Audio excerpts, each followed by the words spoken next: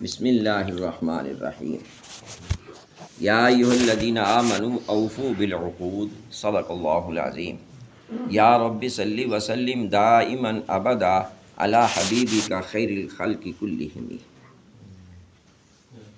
آج کے درس میں سورہ مائدہ، یہ مدنی صورت ہے، 120 اس کی آیات ہیں اور 16 رکوع ہیں۔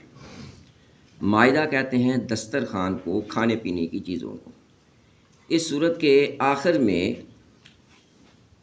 حضرت عیسیٰ علیہ السلام کی قوم نے مطالبہ کیا، کیا تیرے رب کے پاس اتنی طاقت ہے کہ ہمیں آسمان سے پکا پکایا کھانا مل جائے؟ مائدۃ من السماء تکون لنا عیدا لاولنا وآخرنا۔ تو حضرت عیسیٰ علیہ السلام نے فرمایا، وہ اللہ کے معاملے میں ڈر جاؤ، مجھے آزمائش میں نہ ڈالو۔ کہنے لگے نہیں، تاکہ ہمارے دل مطمئن ہو جائیں۔ حضرت عیسیٰ علیہ السلام نے دعا کی، گڑ گڑائے، عاجزی کی، تو اللہ نے وہ کھانا بھیجا۔ اس کا ذکر آخر میں آئے گا۔ اے ایمان والو، اپنے وعدوں کو پورا کرو۔ ایفائے عہد، اس کی تلقین کی گئی۔ حلال اور حرام جانوروں کا بتایا گیا۔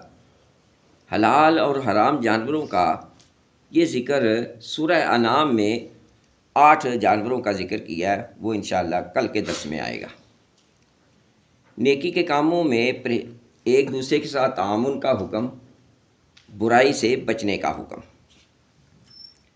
اللہ تعالیٰ کی حرام کردہ چیزوں کا ذکر۔ دوسرے رکوع میں وضو کے فرائض، 4 فرائض ہیں۔ چہروں کو دھونا، اپنے ہاتھوں کو کونیوں سمیت، یہ کونیاں جو ہیں یہ اس میں شامل ہوں گی۔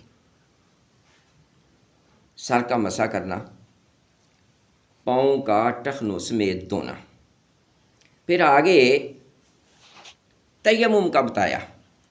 یہ عام طور پر تیمم کا طریقہ سیکھتے رہنا چاہیے، نہیں پتہ چلتا۔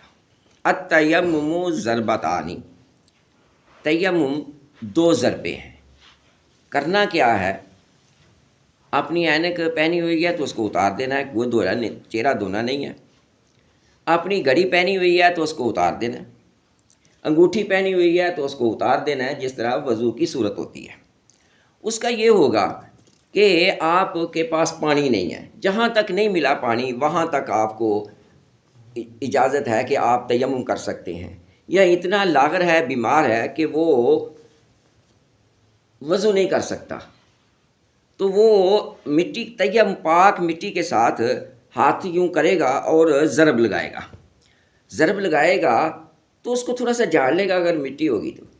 اب یہ ہے کہ وہ صرف ہاتھ ایسے ہی نہیں مارنا، بلکہ یہ آنکھوں کے پوٹے جو ہیں اور یہ ساری چیزیں جو ہیں اس میں یہ مسلنی ہوں گی ایک ہی ضرب سے۔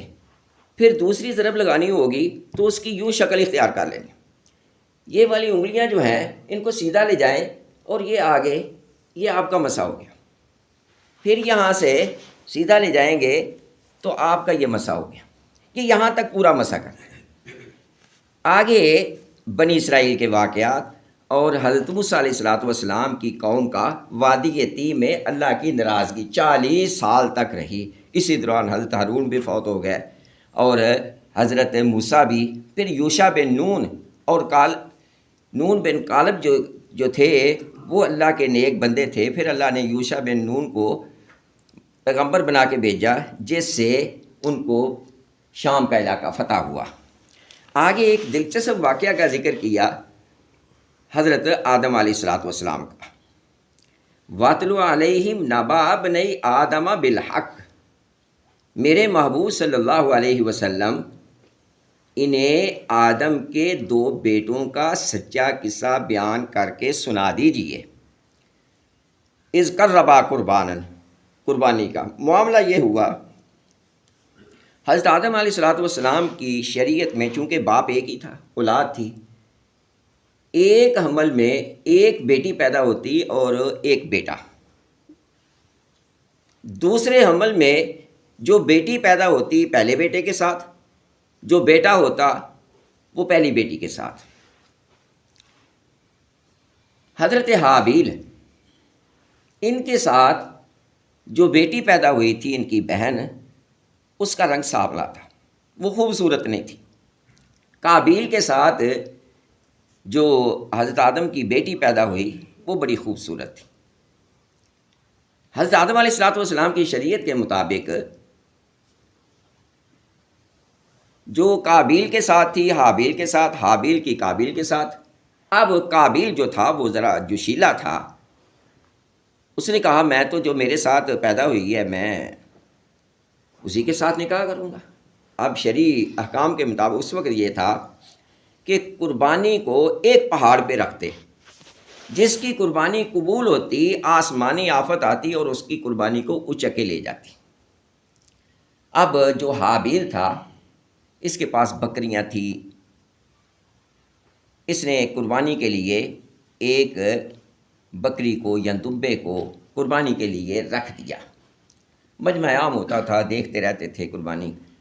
قابیل جو تھا وہ ذمہ دار تھا، اس نے گندم کا ایک ٹوکرا لیا، اس میں جس طرح کی بھی گندم تھی، غلہ تھا، وہ لا کے رکھ دیا۔ اب آسمانی آفت آئی اور اس کو آگ آئی اور اس کو اچک کے لے گئی، جو حضرت حابیل کی قربانی تھی۔ اب صاف واضح ہو گیا۔ اللہ فرماتے ہیں ان میں سے ایک کی قربانی کو قبول کر لیا اور دوسری کو قبول نہ کیا۔ قابیل جو تھا وہ کہنے لگا حابیل میں تجھے قتل کر دوں گا۔ اس نے کہا بھائی، قال لأقتلنک، میں نے تجھے قتل کر دینا۔ حابیل کہنے لگے او بھائی اللہ سے ڈر جا، انما یتقبل اللہ من المتقین، اللہ تو ڈرنے والوں کی قربانیوں کو قبول کرتا ہے۔ ساتھ یہ کہہ دیا لئن بسطت الی یدک، میرے بھائی قابیل اگر تو مجھے مارنے کے لیے، قتل کرنے کے لیے اپنا ہاتھ بڑھائے گا، ما انا بباسط یدی الیک، میں دفاع کے لیے آگے ہاتھ بھی نہیں بڑھاؤں گا کہ میں تجھے قتل کروں۔ ساتھ یہ بتا دیا، پہلے ہی بتایا تقوی اور پرہیزگاری، پھر بتا دیا انی اخاف اللہ، میں تو اللہ سے ڈرتا ہوں۔ تو اس نے کہا پھر یہ یاد رکھنا کہ میرا اور تیرا گناہ تیرے اوپر لکھ دیا جائے گا، پھر تو جہنمی بن جائے گا۔ فطوعت لہ نفسہ قتل اخیہ، پھر وہ اس ٹو میں تھا کہ کب وقت آئے میں اپنے بھائی حابیل کو مار دوں۔ وہ تو پہلے کہہ چکے تھے کہ میں نے تو دفاع بھی نہیں کرنا، جنگل میں چلے گئے، ایک پتھر کے اوپر سر رکھ کے وہ سوئے ہوئے تھے۔ قابیل نے پتھر مارا اور وہیں اس کی جان نکل گئی۔ جان نکل گئی، اب وہ پریشان ہے، اور تو انسان ہے کوئی نہیں ہے ایسا، آخر قتل کا تو پتہ چل جائے گا، کیا کروں؟ کہنے لگا میں اس کا کیا کروں؟ پہلا چونکہ قتل تھا، پہلی چونکہ وفات تھی، کسی کو پتہ نہیں تھا کیسے اس میت کو دفن کرنا ہے۔ اب فقتلہ فاصبح من الخاسرین، قتل تو کر دیا، گھاٹے میں چلا گیا۔ کہنے لگا اب میں بھائی کا کیا کروں؟ تھا تو بھائی اس کا خونی رشتہ تھا۔ فبعث اللہ غرابا، اب اللہ اس ایک کوے کو بھیجتا ہے۔ یہ پرندے ہیں، کوئی چیز جو ہے اللہ نے بے فائدہ پیدا نہیں کی۔ کوے کو بھیجا، یبحث فی الارض، کوا آیا، اس نے زمین کو کریدا پاؤں سے، پھر ایک مرے ہوئے کوے کو لے آیا، یا اس کو لڑے مارا۔ کیف یواری سوءۃ اخیہ، اصل میں یہ بتانا یہ مقصود تھا کہ اپنے بھائی کو میں کیسے چھپاؤں۔ قال یا ویلتہ، کہنے لگے، کوے کو دفنایا اور مٹی اوپر ڈالی کوے نے اور چلا گیا۔ کہنے لگا میرے سے تو یہ کوا اچھا ہے جس نے اپنے بھائی کو چھپا لیا ہے۔ تو اس سے پتہ چلا کہ کوے نے قبر کھودنا سکھائی۔ پھر یہ آگے جا کے آتا ہے دنیا کے اندر جتنے بھی قتل ہوں گے ہر ایک کا قابل کو سزا کے طور پر اسے سزا جزا ملتی رہے گی۔ آگے چوری کا بتایا، چوری کی نوعیتیں، تعزیرات جس کو بولتے ہیں، تعزیرات پاکستان۔ علم التعزیر یہ ایک علم ہے جس میں تعزیرات ہیں، پورے قرآن پاک کی عربی کی کتاب ہے، اس کے اندر ہے، علم التعزیر اسے بولتے ہیں۔ آج کل بھی وہ علم التعزیر کتاب جو ہے اردو میں ترجمہ چھپ چکا ہے، میں نے تو وہ عربی کی پڑھی ہوئی ہے۔ یہ علامہ اقبال اوپن یونیورسٹی میں انٹر میں یہ ایک سبجیکٹ ہے علم التعزیر، وہ پڑھاتے ہیں۔ اب اس کے اندر سزاؤں کا ذکر ہے۔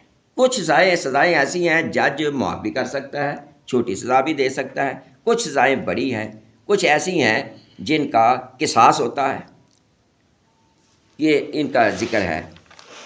آگے یہودیوں کی بے کنی کی گئی۔ پھر آخر والے رکوع میں یا ایھا الرسول بلغ ما انزل الیک، اے محبوب صلی اللہ علیہ وسلم، اے پیغمبر، جو تیرے رب کی طرف سے نازل ہوا ہے نا اسے لوگوں تک پہنچا دیں، اور اگر آپ نے ایسا نہ کیا فما بلغت رسالتہ، تو آپ نے پیغام کو پہنچایا نہیں۔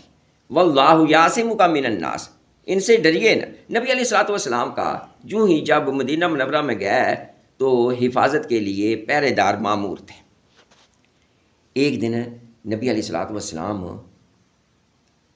اپنے حجرہ مبارک میں تھے تو اٹھ کے کھڑے ہو گئے۔ حضرت عائشہ پوچھتی ہیں اللہ کے محبوب صلی اللہ علیہ وسلم کیا ہوا؟ فرمایا مجھے یوں لگ رہا ہے کہ یہودیوں کی سازش ہے، وہ قتل کرنے کے ارادے سے نہ آ جائیں، تو کاش کوئی ایسا میرا صحابی ہو جو آ کے میرا پیرا دے۔ نبی علیہ الصلوۃ والسلام وہ صحابی بیان کرتے ہیں کہ مجھے رات کو نیند نہ آئی، میں نے کہا کہ کہیں یہودی جو ہیں نبی علیہ الصلوۃ والسلام پہ حملہ نہ کر۔ میں آیا اور آپ صلی اللہ علیہ وسلم فرماتے ہیں میں بیٹھا ہوا تھا اسی کشمکش میں کہ اتنے میں یہودی نے، ایک صحابی نے آ کے دروازہ کھٹکایا، تو آپ نے فرمایا کہاں اس وقت؟ انہوں نے عرض کی یا رسول اللہ صلی اللہ علیہ وسلم مجھے خدشہ تھا یہودیوں کی سازش ہو رہی ہے۔ آپ نے فرمایا یہ مجھے بھی اطلاع مل گئی کہ وہ یہودی جو ہیں وہ سازش کر رہے ہیں، تو انہوں نے ساری رات پہرا دیا، پھر مستقل طور پر آپ کا پہرا جو تھا لگا دیا گیا۔ پھر جب یہ آیت نازل ہوئی واللہ یعصمک من الناس، میرے محبوب صلی اللہ علیہ وسلم اللہ تجھے لوگوں سے بچائے گا، آپ نے پھر پہرا ہٹا دیا اور فرمایا کہ اب کوئی غم نہیں۔ ہزاروں جنگیں ہوئیں، پریشانیاں آئیں، لیکن اللہ تعالیٰ نے جب بھی وہ دیکھا کہ آپ پہ حملہ آور ہو رہا ہے تو اللہ تعالیٰ نے آپ کو بچا لیا۔ آگے وَإِذَا سَمِعُوا مَا أُنزِلَ إِلَى الرَّسُولِ، 7ویں سپارے کا آغاز ہوا، ایک وفد آیا۔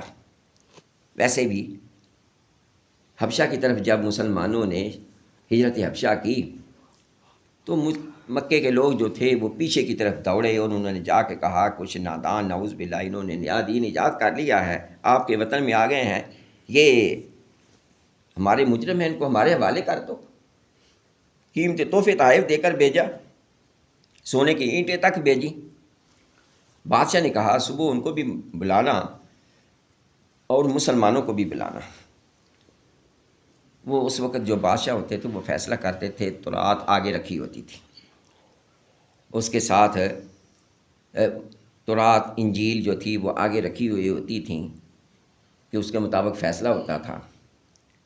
تو جب وہ آئے تو جو مشرکین تھے انہوں نے بھی اپنا منصوبہ بنایا تھا، مسلمانوں نے رات کو یہ مشورہ طے پایا۔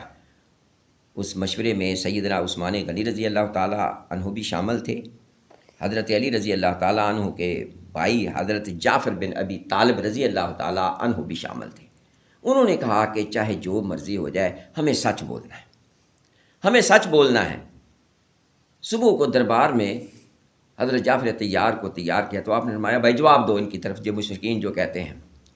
حضرت جعفر بن ابی طالب نے کھڑے ہو کر اللہ کی حمد و ثنا بیان کی اور خطاب کیا، اے بادشاہ ہم جاہل لوگ تھے، غریبوں مسکینوں کو کھا جاتے تھے، یتیموں کا مال کھا جاتے تھے، ظلم و ستم کرتے تھے، بے حیائی بدکاری برائیاں کرتے تھے۔ آنن فانن اللہ نے ہم پہ نبی بھیجا، اس نے ہمیں جینا سکھایا، حق بات سکھائی، تو یہ قوم ہماری دشمن ہو گئی۔ ہم وہاں سے ہجرت کر کے آ گئے۔ بادشاہ رویا، علماء جو تھے وہ عیسائی علماء روئے۔ کیا ہوا؟ ان کے آنسوؤں سے کتاب کے اوراق جو تھے وہ تر ہو گئے، آنسو بہہ نکلے۔ تو رب کریم ان کے بارے میں فرماتا ہے وَإِذَا سَمِعُوا مَا أُنزِلَ إِلَى الرَّسُولِ، جب انہوں نے پیغمبر پر اترا ہوا، پھر انہوں نے کہا تمہارے پاس دلیل کیا ہے؟ سورہ مریم کی تلاوت کی، تو انہوں نے سنی تو ترا اعینہم تفیض من الدم، ان کی آنکھوں سے آنسو جاری ہو گئے۔ کیوں؟ مما عرفوا من الحق، انہوں نے حق کو پہچان لیا تھا۔ آگے قسم کا کفارہ ہے جو عام طور پر قسم اٹھائی جاتی ہے۔ ایک ہے جو یمین غموس، ویسے ہی قسم کھا لینا، خدا کی قسم میں یہ نہیں کروں گا، خدا کی قسم میں نے یہ کروں گا۔ اس کے بارے میں لا یؤاخذکم اللہ، اللہ تمہاری جھوٹی قسموں کا مواخذہ نہیں کرے گا، لیکن ان قسموں کا جو مواخذہ ضرور کرے گا جو تم نے پختہ دلی سے کیے۔ اب یہ قسم اٹھا لیتے ہیں تو قسم کا کفارہ کیا ہے؟ فکفارتہ اطعام عشرۃ مساکین، وہ 10 مسکینوں کو اوس درجے کا کھانا کھلائے گا، جو گھر میں کھاتا ہے 10 مسکینوں کو۔ او کسوتہم، یا ان کو لباس پہنایا جائے گا، شلوار قمیض۔ نمبر 2، یا ان کو لباس پہنا دے گا، یا 10 مسکینوں کو کھانا کھلائے گا۔ او تحریر رقبہ، یا ایک غلام آزاد کرے گا۔ غلام آزاد کرنا بھی مشکل، دیکھا اللہ تعالیٰ نے کہ یہ کتنا مشکل ہوگا۔ ایک آدمی روٹی کھلاتا ہے یا کپڑے پہنانا، اس سے بھی مشکل، جو غلام آزاد کرنا ہے وہ اس سے بھی مشکل۔ پھر آسان اللہ نے وسعت پیدا کر دی، فَمَن لَّمْ يَجِدْ فَصِيَامُ ثَلَاثَةِ أَيَّامٍ، تو وہ جو نہ کر سکے ان کاموں کو تو وہ 3 دن کے روزے رکھ لے۔ اور اگر ایک آدمی ہے وہ قسم اٹھاتا ہے کہ میں نے یہ کام نہیں کرنا، تو وہ ابھی قسم توڑنے کا وقت نہیں آیا تو پہلے ہی کہتا ہے۔ یا کوئی آدمی نظر مانتا ہے میرا بیٹا ملازم ہو گیا تو میں 10 نفل پڑھوں گا۔ اب وہ بیٹا ابھی ملازم ہوا نہیں ہے، اس نے 10 نفل پہلے ہی پڑھ لی ہیں، تو وہ اس کا کفارہ نہیں ہوگا۔ کفارہ اس وقت ہوگا جب قسم ٹوٹے گی۔ آگے شراب اور جوے کی ممانعت کی گئی، اور آخر میں وہ واقعہ کہ حضرت عیسیٰ علیہ السلام سے کہنے لگے یا عیسیٰ حل یستطیع ربک، کہ تیرے رب کے پاس کتنا بڑا ان کا بول تھا، کتنی بڑی ان کی غلط بات تھی، کیا تیرے رب کے پاس طاقت ہے؟ رب تو دینے والا ہے کہ ہم پر آسمان سے پکا پکایا کھانا آ جائے۔ حضرت عیسیٰ علیہ السلام نے کہا اللہ سے ڈر جاؤ اگر تمہارا ایمان ہے۔ کہنے لگے نہیں، ہم کھائیں گے، ہمارے دل مطمئن ہو جائیں گے، پھر ہم جان جائیں گے وَنَعْلَمَ أَنْ قَدْ صَدَقْتَنَا، کہ تو نے سچ کہا ہے، اور ہم گواہی دینے والے ہو جائیں گے۔ اب حضرت عیسیٰ علیہ السلام حجرہ مبارک میں گئے، ان کے پاس جبہ تھا، انہوں نے پہنا، پھر ہاتھ پاؤں جوڑ کے پھر اللہ کے آگے گڑ گڑائے تو اللہ سے دعا کی، اللہم ربنا انزل علینا مائدۃ من السماء، اللہ آسمان سے ہم پر کھانا بھیج دے، تکون عیدا، کہ وہ خوشی کا دن ہوگا ہمارے پہلوں کے لیے اور آخر میں آنے والوں کے لیے، اور تیری ایک نشانی ہے، رزق دینے والا تو ہی ہے، تیرے سے بہتر رزق دینے والا کوئی نہیں۔ اب اللہ نبی سے مخاطب ہے، قال اللہ انی منزلھا، عیسیٰ میں ضرور اتار دوں گا، لیکن یہ ماننے والے نہیں ہیں۔ فَمَن يَكْفُرْ بَعْدُ مِنْكُمْ، جو تم میں سے انکار کرے گا تو پھر میں بھی ایسا عذاب دوں گا لا اعذبہ احدا من العالمین، جہان والوں میں سے کسی کو نہیں ملا ہوگا۔ پھر کھانا آ گیا، اب انہیں کہنے لگے کہ اس کو اٹھاؤ، اس کے اوپر سے رومال اٹھاؤ، کپڑا اٹھاؤ، لیکن وہ کہنے لگے، فرمایا کہ وہ اٹھائے گا جو تقوی و پرہیزگاری والا ہوگا۔ حضرت عیسیٰ علیہ السلام سے کہنے لگے تیرے سے زیادہ پرہیزگار کوئی نہیں ہے۔ انہوں نے پھر اس کو اٹھایا اور اس میں ایک مچھلی تھی، اور جو روغن تھا وہ اس کے منہ سے بہہ رہا تھا، اس کی جو دم تھی وہاں سے نمک تھا اور اس کے اوپر سبزیاں تھیں، کچا پیاز نہیں تھا، مولی نہیں تھی، اس لیے وہ کھا کر مسجد میں آنے سے منع کیا گیا۔ روٹیاں تھیں، ہر قسم کا پھل تھا۔ تو پھر ہٹ درم اتنی تھی، اتنی ہٹ درم قوم تھی، کہنے لگی لے بھائی تب ہم مانیں گے کہ یہ مچھلی جو ہے وہ زندہ ہو جائے۔ وہ مچھلی تو بنی ہوئی تھی۔ پھر حضرت عیسیٰ علیہ الصلوۃ والسلام اللہ کے آگے گڑ گڑائے، اللہ نے مچھلی کو زندہ کر دیا۔ فرمایا اس کو اشارہ کرو، ان کی یہ معجزہ تھا۔ مچھلی جو تھی وہ زندہ ہوئی، تھر تھر کانپنے لگی اور اس نے منہ کھول لیا۔ اب وہ دوڑے بھاگے، کہنے لگے عیسیٰ اس کو جلدی سے اسی طرح کر دو، یہ تو ہمیں کھا جائے۔ گویا پھر وہ مچھلی اسی طرح ہوئی۔ یہ کافی عرصہ تک ان کے پاس کھانا آتا رہا، پھر وہ ذخیرہ کر لیتے۔ پھر آخر میں اللہ تعالیٰ نے ان کو وہ سزا دی جو جانوروں سے بھی برتر تھی، ان کو اللہ نے سور بنا دیا، ان کو بندر بنا دیا۔ آگے جی آخر میں آیت ہے، نبی علیہ الصلوۃ والسلام ساری رات سوئے نہیں۔ اما عائشہ فرماتی ہیں ساری رات سوئے نہیں، رکوع میں بھی یہی آیت پڑھتے رہے، سجدے میں بھی یہ آیت پڑھتے رہے، ان تعذبہم فإنہم عبادک، اللہ اگر تو میری امت کو عذاب دے گا نا تو یہ تیرے بندے ہیں، اگر تو انہیں معاف کر دے گا تو غالب حکمت والا ہے۔ اللہ تعالیٰ نے حضرت جبرائیل امین کو بھیجا کہ جاؤ جا کے میرے محبوب سے کہہ دو۔ پھر نبی علیہ الصلوۃ والسلام نے دعا کی اللہم اغفر لامتی فإنہم لا یعلمون، اللہ میری امت کو بخش دے۔ پھر بھی آپ روتے رہے، گڑ گڑاتے رہے امت کے لیے۔ امت کا حال آپ دیکھ لیں، امت کے لیے 5 نمازیں پڑھنی بڑی مشکل ہے۔ پھر جبرائیل امین آئے، آ کے اللہ کا سلام پیش کیا اور عرض کی یا رسول اللہ صلی اللہ علیہ وسلم، اللہ فرماتے ہیں قیامت کے دن آپ کی امت کا حساب میں آپ کے حوالے کرتا ہوں۔ اللہ تعالیٰ ہم سب کو نبی علیہ الصلوۃ والسلام کی اتباع نصیب فرمائے۔ اللہ تعالیٰ ہمیں قرآن کی سمجھ عطا فرمائے۔ بھائیو قرآن سے تعلق پیدا کریں، یہ قرآن کی عظمت ہے۔ قرآن دین کی محفلوں میں بیٹھا کریں، دروس میں بیٹھا کریں، یہ ہمیں ایک نئی لذت محسوس ہوتی ہے۔ قرآن پاک ایک ایسی ہے، بار بار آپ سنیں گے۔ آپ یہ سورہ فاتحہ پڑھتے ہیں نماز میں، ہر نماز میں ایک ہی یہ ہے ہی کوئی نہیں ہے کہ کسی نماز میں چھوڑ دیں، نہ، اگر نہیں پڑھیں گے تو نماز ہی نہیں ہوگی۔ یہ قرآن سے تعلق پیدا کریں، پھر اللہ تعالیٰ دیکھیں کیسے ہماری مشکلیں آسان کرتا ہے، اللہ ہماری عزت کیسے بڑھاتا ہے، کیسے اللہ ہمیں عہدے دیتا ہے۔ شرط یہ ہے کہ اللہ کے دین سے للہ، اللہ کی رضا کے لیے پیار کیا جائے۔ الحمدللہ رب العالمین۔